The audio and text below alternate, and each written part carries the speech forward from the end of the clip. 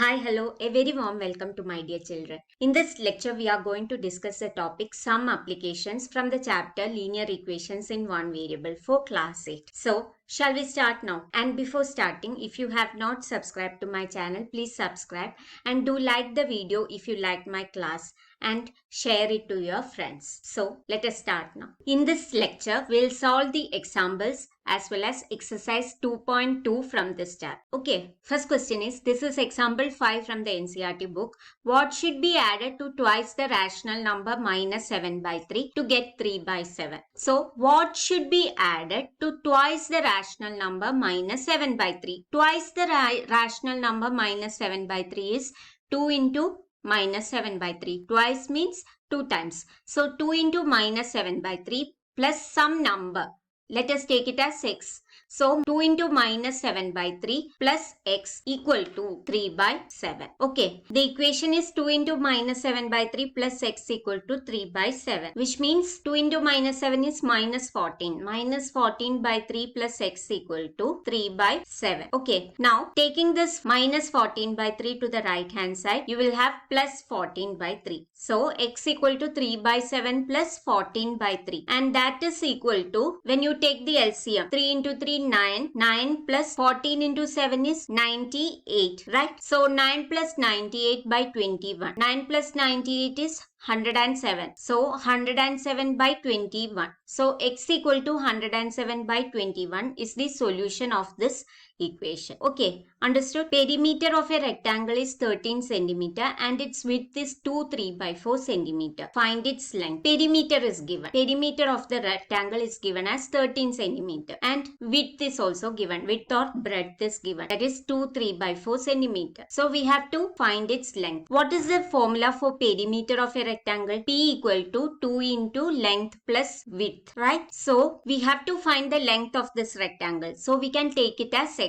So 2 into x plus 2 3 by 4 equal to 13. So the equation is 2 into x plus 11 by 4 equal to 13, and which means 2x plus 2 into 11 by 4 equal to 13. 2 into 11 by 4 is 11 by 2, right? So 2x plus 11 by 2 equal to 13. Taking plus 11 by 2 to the right hand side, you will have minus 11 by 2. So 2x equal to 13 minus 11 by 2. And what is 13 minus 11 by 2? 26 minus 11 by 2, which is 15 by 2. So we got 2x equal to 15 by 2. Now what is x? 15 by 2 divided by 2. That is 15 by 2 into 2. Okay, so that is equal to 15 by 4. 15 by 4 centimeter, and that is equal to 3 by 4 centimeter. Okay, next question is, present age of Sahil's mother is 3 times the present age of Sahil. After 5 years, their ages will add to 66 years. Find their present ages. So let Sahil's present age be x, and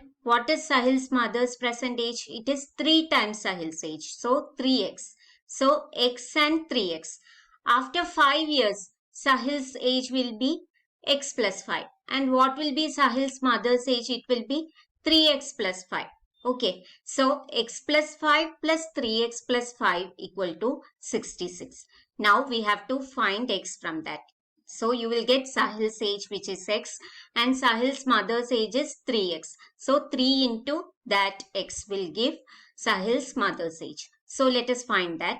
So equation is x plus 5 plus 3x plus 5 equal to 66, which means 4x plus 5 plus 5 is 10.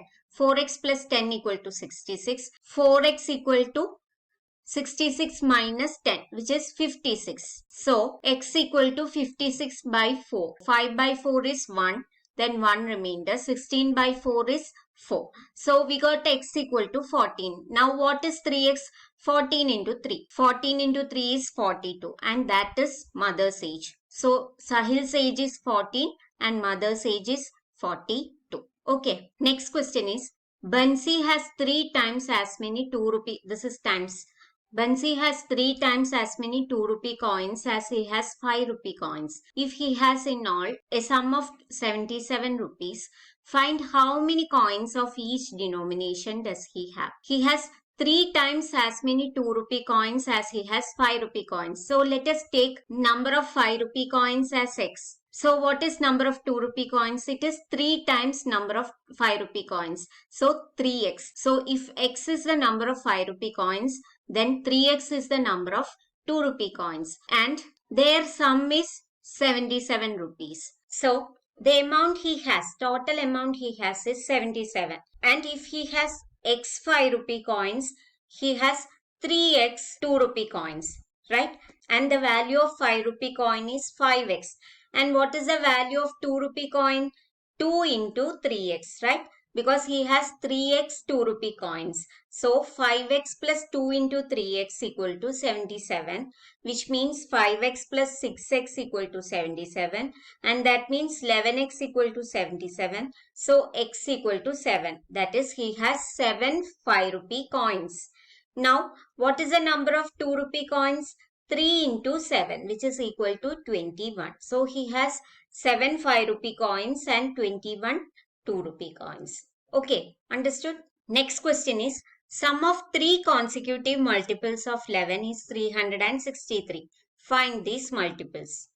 Okay, so sum of 3 consecutive multiples of 11. So first, if first number is x, then what will be the second number? It is multiple of 11. So x plus 11 plus x plus 22. That is next multiple of 11 is x plus 22 equal to 363, which means 3x plus 33 equal to 363. So 3x equal to 363 minus 33 equal to 330. So what is x? X equal to 330 by 3 equal to 110. So x equal to 110. Now what is the next number? 110 plus 11. It is 121. And the next number is 121 plus 11, which is equal to 132. Now you can add this to see whether it is 363. 110 plus 121 is 231. 231 plus 132 is 363. So the numbers are 110, 121 and 132. Okay. Next question is, difference between two whole numbers is 66 and ratio of the two numbers is 2:5. What are the two numbers? So let us take the two numbers. Ratio is 2:5, which means let the two numbers be 2x and 5x.